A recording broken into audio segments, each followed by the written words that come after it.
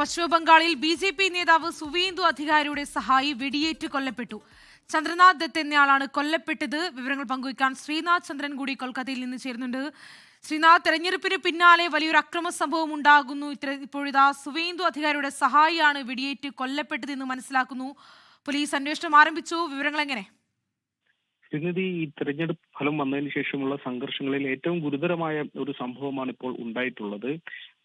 ചന്ദ്രനാഥ് ദത്ത് എന്നയാളാണ് കൊല്ലപ്പെട്ടത്. സുവേന്ദു അധികാരിയുടെ PA ആണ് എന്നതാണ് പ്രാഥമികമായി അറിയാൻ വേണ്ടി കഴിയുന്നത്.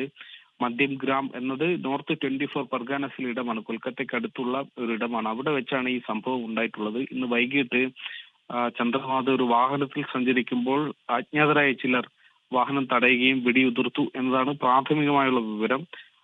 4 തവണ വെടിയേറ്റു എന്നത് മനസ്സിലാക്കുന്നു. പിന്നീട് ആശുപത്രിയിലേക്ക് എത്തിച്ചെങ്കിലും അവിടെ എത്തുന്നതിന് മുമ്പ് തന്നെ മരണം സ്ഥിരീകരിക്കുകയും ചെയ്തിട്ടുണ്ട്. ഇപ്പോൾ സുവേന്ദു അധികാരി ആശുപത്രിയിലേക്ക് എത്തും എന്ന വിവരം കൂടി വരികയും ചെയ്യുന്നുണ്ട്. അക്രമികൾ ആര് എന്നതിനെ കുറിച്ചുള്ള കൃത്യമായ വിവരം പോലീസ് ഇപ്പോൾ പങ്കുവയ്ക്കുന്നില്ല. അതേസമയം അന്വേഷണം അതുമായി ബന്ധപ്പെട്ട് പുരോഗമിക്കുകയാണ് എന്നും പറയുന്നുണ്ട്. ഏതായാലും ഈ തെരഞ്ഞെടുപ്പിന് ശേഷം ബംഗാളിൽ അക്രമ സംഭവങ്ങൾ വ്യാപിക്കുന്നുണ്ട് എന്നതാണ് അനുഭവം. ഇതിൽ ഏറ്റവും ഗുരുതരമായ ഒരു സംഭവങ്ങൾ ഒന്നാണ് ഇപ്പോൾ സുവേന്ദു അധികാരിയുടെ PA കൊല്ലപ്പെടുന്നതിൽ എത്തിയത്.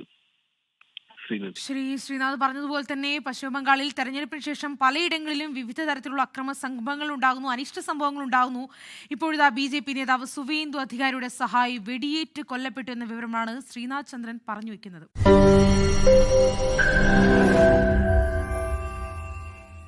ലോകത്തെവിടെയായാലും ഏത് സമയത്തും 24 വാർത്തകളും ഓഗ്മെന്റഡ് റിയാലിറ്റി പാക്കേജുകളും എക്സ്പ്ലെയിനറുകളും വിശദമായി കാണാൻ ഞങ്ങളുടെ YouTube ചാനൽ നിങ്ങൾക്ക് സബ്സ്ക്രൈബ് ചെയ്യാം.